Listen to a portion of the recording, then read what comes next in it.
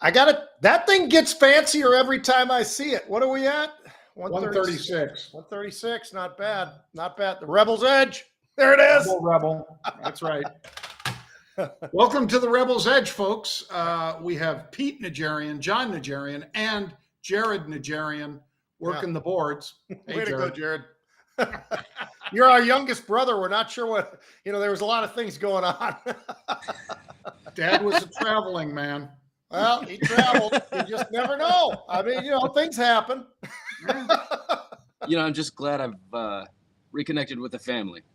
It's a good thing. Well, folks, we appreciate you tuning in. This is, once again, Thursday. It's the 13th of April, and this is the final Rebel's Edge of the week because we do it 4 days a week right now at 1 p.m. Eastern. Let's dive right in, Pete, to the macro, shall we? Macro Minute. Yeah. Macro Minute, because we don't want to waste your time. There are plenty of people out there who will do that for you and try to stretch it out, sort of like those 900 numbers back in the gambling day, Pete. You remember that? I do. Well, the push is going to be whether the Patriots cover or not.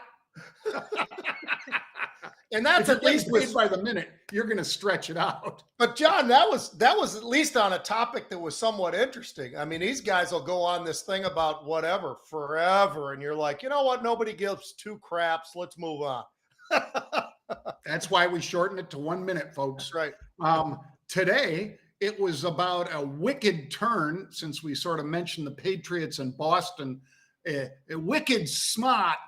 It was a wicked turn in the market today, Pete, because, we had already gone into negative territory after being up a little on the opening, went negative. Now we're up strong across the board, 0.8 over for the S&P, 0.7 for the Dow, and 1.5% for the NASDAQ.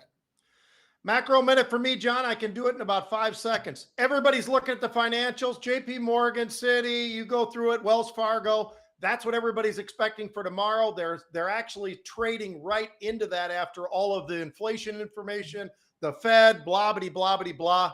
Here we go. Absolutely. Well, but then we get into, Pete, what we both love, the fantastic futures. I'm not hearing the futures. I was muted. It loses a little something when... Fantastic future. Our stepbrother's really slacking on us, John.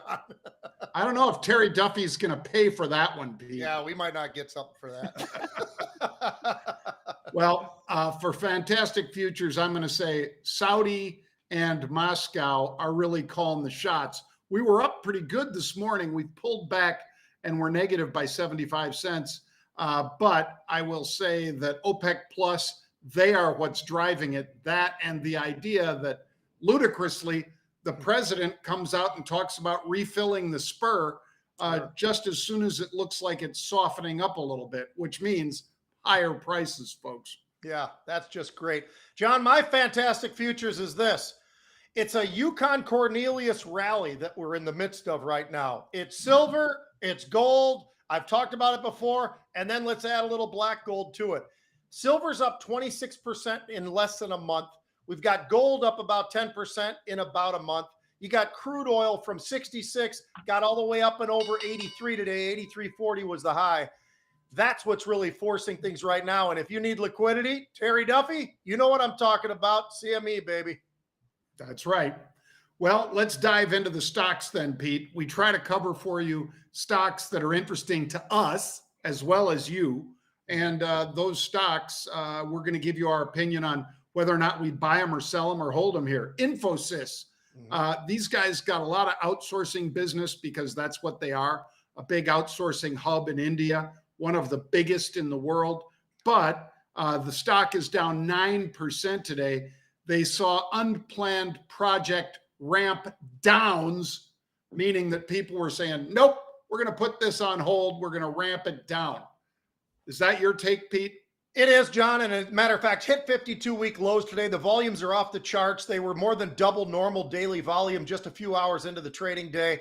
So you can understand a lot of people hitting the doors. I do think that there's an opportunity potentially out there, John, depending on what happens in the big macro scheme of things. But when you give an outlook of somewhere, what did they give us? I think, John, it was 4 to 7% or something like that in terms of growth. They were expecting 10.6%. That is not something that people want to hear. So that's why they're all selling today. There might be good opportunities here, though. They got an incredible balance sheet. And if they can turn this thing around a little bit and the demand is there, I think this is a company that could fly back up towards those 52-week highs. Well, we could also break back down to the $9 or $10 range, Pete. Yep. I would say right about 13 bucks is where you might want to, if you're somebody who's a put seller, you could make some money maybe by being short puts at that level. But understand, if you do that, you're being paid a premium to take that risk, to take on the risk that you have to buy it at 13, no matter how low it goes. Right. I think it's got some real value there too, Pete. $65 billion company. So I'm with you. On a dip here, I'm a buyer. Yeah. All right. What about Progressive, Pete? This is big insurance. You've seen, what is her name, Pete? Flo, the lady on the Progressive insurance. It's down hard today. They earned half of what the street was looking for. Bottom line, 75 cents versus $1.45. Premiums, even though they got to book some of those premiums, which they get to do, of course, if indeed they don't have as many accidents or incidents. Nonetheless, this is not a good thing that the stock's down this hard today. Yeah, I mean, some of the numbers actually weren't too bad, John. You just talked about some of those net premiums and so forth.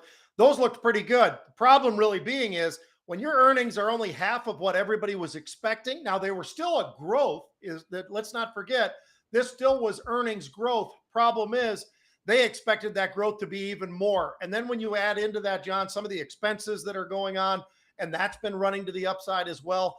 This is something that, you know, it makes it a little bit, makes me a very apprehensive. I don't know that I'm ready to jump into this, but let's not forget, like I said, there is some growth there.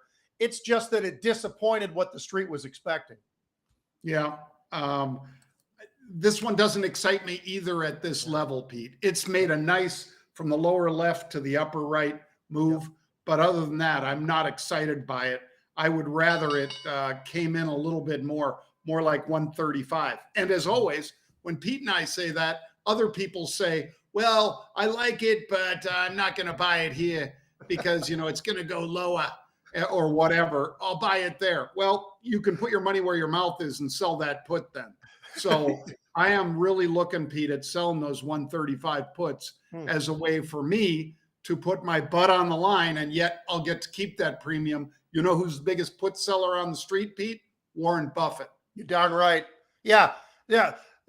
These are tools of mass destruction, John. Although, you know what? I tend to want to use them, and I want to do it a lot. And I'm going to buy calls, and I'm going to sell puts, and I'm going to position myself into stocks before I have to actually tell everybody through all these ways of that they have to inform everybody. If it's with options, folks, they can fly under the radar for quite a while before all of a sudden, bang, they've got a 6%, 8%, 10%, whatever it is. It is amazing. And I love Warren Buffett. I really, truly do. But it is great how he talks so negatively about it, John. And yet he builds his positions faster and bigger than anybody using the derivatives world. Yeah, he sure does. You know who else does? Bill Gates, Michael Dell, Mark Cuban. These are all big option traders, folks. Mm-hmm. All right, let's go in, Pete, to Riot Blockchain, because we had unusual activity in Riot Blockchain. There it is. Stock was up, 11% like that this morning.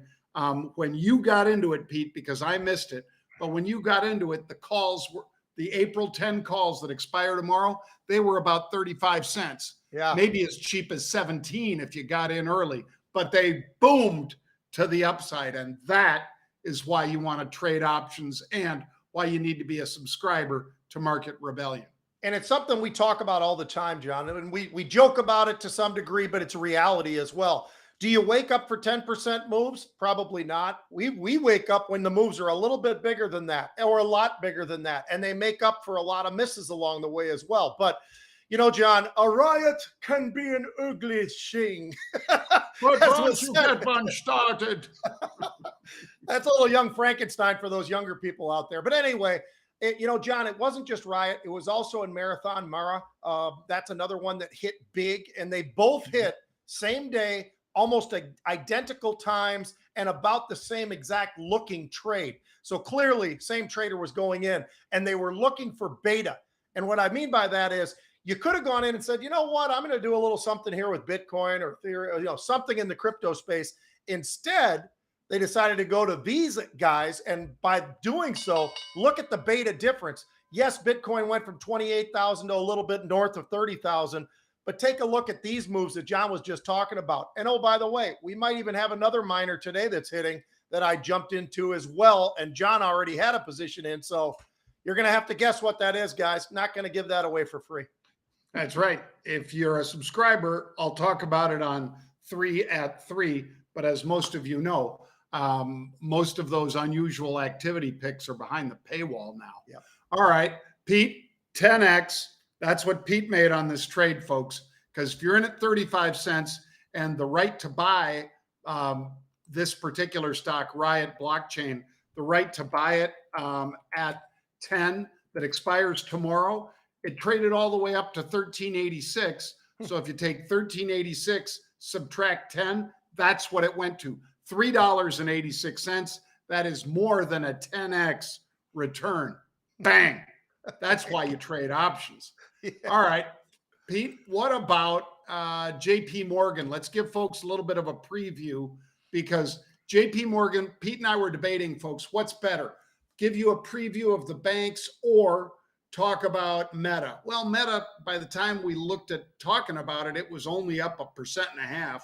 So that didn't seem that exciting, even though it's been a great run this year.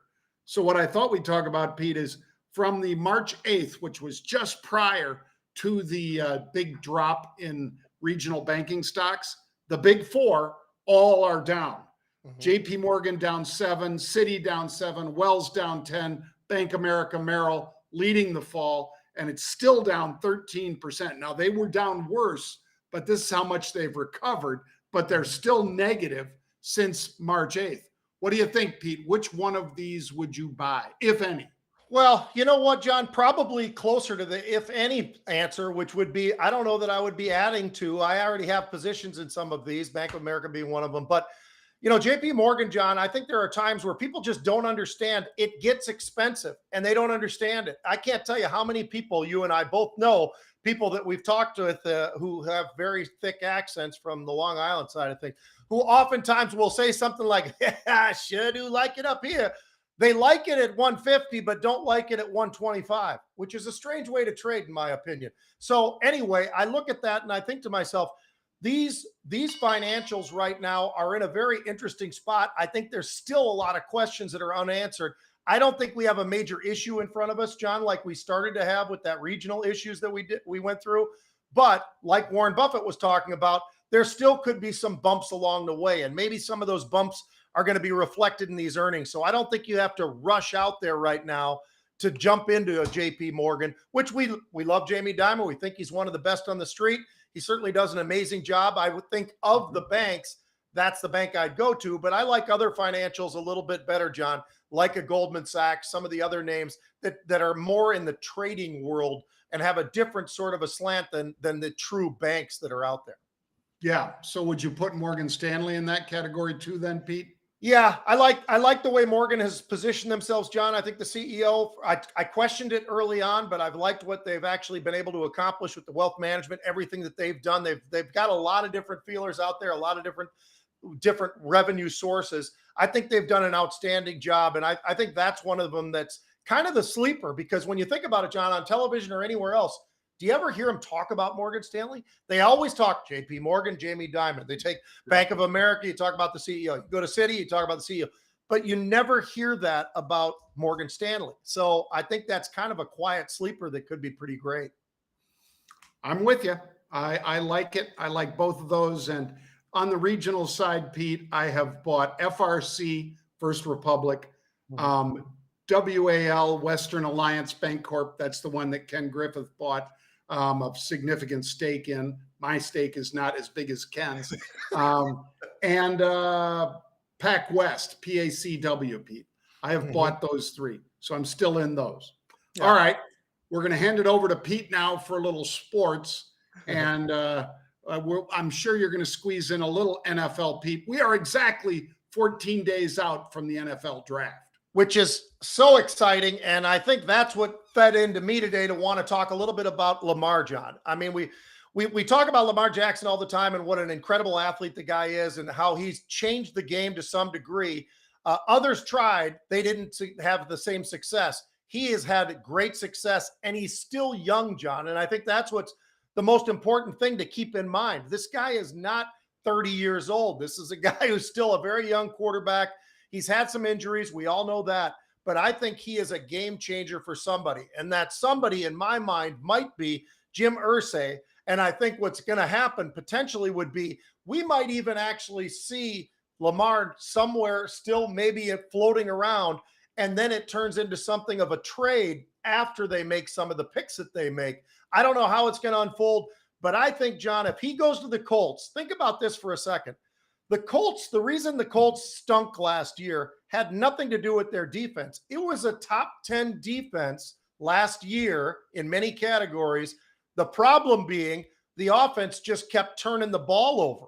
They led the league in turning the ball over to the other team. That puts the defense into a tight spot. So the reality is if they're not turning it over as much, that defense gets a lot better than just top 10. They probably move into the top 5. And I think when you look at the offensive line, the running back that they've got, some of the receivers that they've got or will be picking up, I think this is a team that might fit Lamar pretty good. And when you look at that conference, John, think about that. And the owner himself, Irsay himself, he has said, I don't want to give away the draft picks. You know, those are people for the future. Let me tell you, Lamar Jackson's got a big future, I think, still in front of him. And that might be the piece that actually fits really well because he also said, you never want to look past somebody who's an unbelievable athlete and a game changer. I don't know if there's anybody in the game quite like him, John, when he's healthy. And that's a big deal because he's been hurt a lot. But what do you think? Could he potentially still go somewhere other than staying in Baltimore? Yeah, he could. And I agree with you 100%, not with the team, not with the Colts, but I agree that the move will happen after the draft, Pete. Yeah. After they see who goes where, then, and this is the one I'm looking at, Pete, Tennessee Titans, they pick 11th in the draft, right?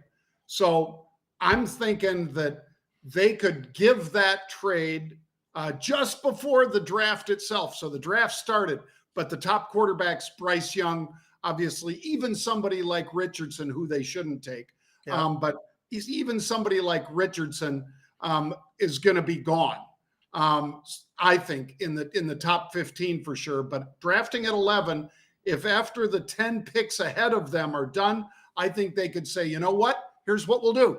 We'll give you our 11th pick and we'll give you a first rounder in 2024. That one, of course, is conditional on how well they do as to where that will be in the pecking order 2024. But they could give up that, Pete, and all of a sudden Tennessee has not just that beast Henry, but they also have a quarterback that threatens on the run side as well as the passing side. So look for that one to be one of the potential things that happens draft day. That's my call. Yeah, I think you're right, John. I think there's going to be, I will say this, here's an early prediction, and maybe we'll talk about it again before we get to the draft. I think we're going to see more trades. Now, who knows? Maybe we go right through it, but I think we're going to see more trades in the first round this year than we've maybe seen in maybe a decade or so. I think there's a lot of movement, a lot of things that people want, and they're in position. Look at Arizona. Does Arizona want a quarterback? They do not right now. That's not what they're looking for. They've got their franchise quarterback. So do they got to trade down because somebody else maybe wants to jump up there to get the number 3 pick in the draft? There's a lot going on, John, and I think we're going to see a lot of trades. I think that'll be pretty fun. All right, I'm going to move on to the next one because we talked about it yesterday. I'm going to talk about it again, and I'm going to see what you think. John, we are in Titletown. We are in Tampa, Florida down here. I'm in Tampa, Florida down here. Happened to go to a baseball game. And let me tell you something.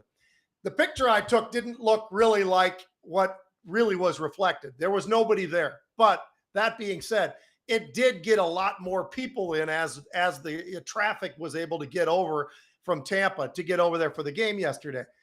The Tampa Rays, John, they are now 12-0, and they just continue to win. And how about this? So yesterday, they got a young kid that they have to throw out there due to an injury. They got to throw out a young kid out there. He's getting paid $750,000, John, to pitch in Major League Baseball, which has got to be close to the minimum, right? Oh, yeah. And he's going up against a guy named Chris Sale, who's been around for a long time, pitching for Boston. He's getting $27.5 million, and the kid out-dueled him yesterday. The kid gave up 3 runs, but Sale gave up a whole heck of a lot more than that. He's been struggling this year. His ERA, John, is over 11 yesterday. So there are some major issues going on right now with some of the teams. You look at Boston, you expect them to be great. They just about, well, if they win again today, then Tampa's going to have a sweep, a full sweep again. So they continue to roll on and roll on. You and I talked about this yesterday, and I'd love to hear again. What do you think? Do these guys that aren't getting paid the same kind of money, are they almost hungrier, John, than the guys that are already getting 20, 30, 40, 50 million bucks? I mean, there's something going on because a team like Tampa with the payroll that they've got, you talked about TV yesterday. I mean, the reality is they're playing really well. They're doing it offensively. They're doing it defensively, but great pitching. But what do you think? I mean, is there something to that? Or do they get too satisfied with the 30 and $40 million? And it's like, well, you know, my elbow kind of hurt today. That's why it didn't really just work out. I think it's, Pete, we both know that basketball, you're suiting up 5. Yeah. Baseball, you're suiting up 9. And obviously you've got a lot of players on the bench because there's, a cadre of pitchers as well as other backup players. So it's more significant in baseball when you pay out 150 mil, like you said, versus basketball, where you need basically one guy surrounded by several really good guys, but they don't have to be that superstar that's commanding that huge money. So you can turn, I think, a basketball team with one player. I don't think you can do that with baseball, but a lot of general managers think you can, or they're looking, Pete, at something like, hey, we're on the Yes Network with the Mets and the Yankees. We've got the extra money coming in that we already said you don't share. And we think that we can put more butts in the seats if we pick up, whoever the superstar may be of the moment. So I still think that Moneyball that Michael Lewis wrote about still works. Yep. And I think that it's because there are so many players on the team, and obviously pitchers only go once every 3 or 4 outings. So, if you're paying a pitcher $200 million, and even if he is the greatest thing since sliced bread, you still got to have 3 other guys that are, strong, as well as the relief pitchers and all the rest. Playing that money ball, I think, beats that most of the time. Yeah. The one thing I will say, you still got to play baseball outside. You got to get something. You got to get out of a dome stadium here in Florida. That is something they do need to improve. They originally built it, John, when I was still playing with the Bucks. They started building this thing, and now it's gotten to be pretty old. And it's always been kind of crappy anyway, but it's gotten a lot worse and a lot more dated. So at some point, I think they're going to have to flip the bill and get something where they've got a beautiful outdoor stadium. The guys don't mind it. They do it down in Miami anyway. So give them a shot. I mean, why not do the same thing here? There is rain. We all know that, but it should be a lot of fun, I think, John, to see how this team starts to move, because I think they will be supportive, and we've seen it in the past. But right now it's early in the season, so they're a little bit slower at getting to some of these games. Well, let us know what you think of the show, folks. Feel free to email us, retweet the show, whatever it might be. Pete and I will be back Monday next week with another show. And, oh, by the way, Pete, forgot to mention, but I'll be hosting Bloomberg Canada for half an hour on Monday from 10 to 10:30 a.m. Eastern time. So that should be fun. That'll precede this show, which will next week anyway still be at 1 o'clock Eastern time. I got one last thing for you. I forgot, but I didn't completely forget because I just remembered it. Happy birthday to my little girl, my very firstborn today. Unbelievable. It's exciting. She's pregnant, all these great things. And I'm really excited. So a shout out to my daughter for a happy birthday today. Happy birthday, Lex. See you guys on Monday, everybody. Thank you.